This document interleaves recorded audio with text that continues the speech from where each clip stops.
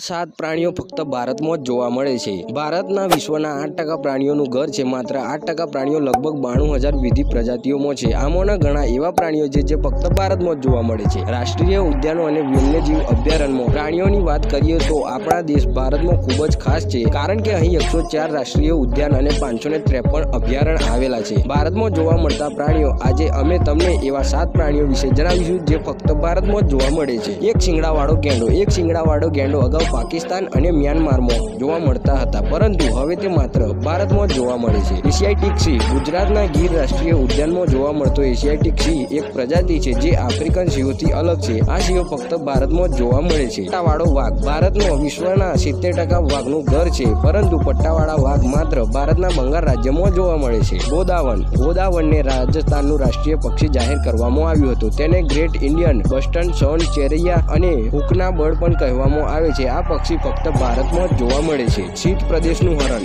Radian હરણને 12 શિંગડા હોય છે, તેથી તેને 12 શિંગડા કહેવામાં આવે છે. આ હરણો ફક્ત ભારતમાં જ જોવા મળે છે. નીલગિરી તાહર. નીલગિરી તાહર ભારતના તમિલનાડુ અને કેરળમાં નીલગિરી પર્વતો અને પશ્ચિમ ઘાટના દક્ષિણ વિસ્તારોમાં જોવા મળે છે. તો મિત્રો, આ હતા એ પ્રાણીઓ જે ફક્ત ભારતની અંદર જ જોવા મળે છે.